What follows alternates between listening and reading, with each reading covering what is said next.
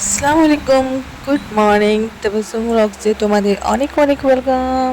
কেমন আছো তোমরা সবাই? আশা করি খুবই ভালো আছো। আলহামদুলিল্লাহ, আমিও খুব ভালো আছি। আজকে আমি মিক্স ভেজ রান্না করব।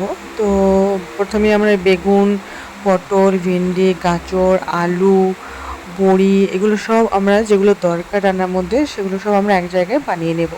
তার মধ্যে ওইদিকে আমি উনুনের মধ্যে কড়াই চাপিয়ে দিয়েছিলাম। কড়াইয়ের মধ্যে তেল গরম করতে দেওয়ার পর হলুদ আর লবণ আমি সেই তেলের মধ্যেই দিয়ে দিই, কারণ ওতে মিক্স ভালো হয়।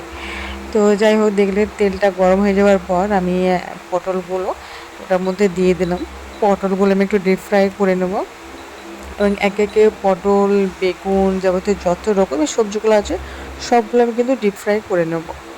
তো যাই হোক, ভিডিও আমি আগের মতো বারবার বলেছি, ভিডিওগুলো আমি স্কিপ করবে না, ভিডিও লাস্ট অবধি দেখবে। অবশ্যই কমেন্ট করো, শেয়ার করো, লাইক দিও, যেটা আমার খুবই ভালো লাগে। তো তোমাদের মিক্স ভেজ রান্না করা বা রান্না করতে আর খেতেও কেমন লাগে অবশ্যই একটু কমেন্ট করে দেবে, কারণ আমার খুব ভালো লাগে আর আমার বাড়ির লোকজনকেও খুব ভালো লাগে। অনেকটা কালারফুল, আর রান্নার শেষে তোমরা ভিডিওতে দেখতে পাবে এত সুন্দর একটা কালার এসেছে, মানে জাস্ট অসাধারণ। দেখতে পাচ্ছ সবগুলোকে আমি একসাথে ফ্রাই করে নিয়েছিলাম একটা জায়গার মধ্যে, থালার মধ্যে আমি পরপর সবগুলোকে সাজিয়ে রেখেছিলাম। তো এরপর হবে রান্নার প্রসেসটা। তো আমি ওই কড়াইয়ের মধ্যে আবার তেল দিয়েছিলাম। তেলের মধ্যে কালো জিরার মধ্যে স্মেলটা, টেস্ট একটু বেশি ভালো আসে।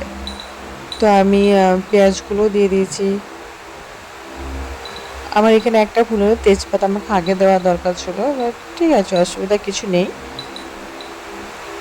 আর একটা বাটির মধ্যে আমি যত রকমের মশলাগুলো ছিল সেগুলো একটু জল দিয়ে আমি মিক্স করে নেব। তো দেখতে পাচ্ছ আমি প্রথমে লবণ দিয়েছি, লঙ্কা গুঁড়ো দিয়েছি, হলুদ গুঁড়ো দিয়েছি, আর আমার জিরে ধনে একসাথে এগুলোকে মানে বাড়িতে একটু ভেজে নিয়ে ব্লেন্ডারের মধ্যে আমরা এটা গুঁড়ে নিই। আদা রসুন বাটা আছে, এই সবগুলোকে একসাথে জলের মধ্যে গুলে রেখে নেবো আগে থেকে।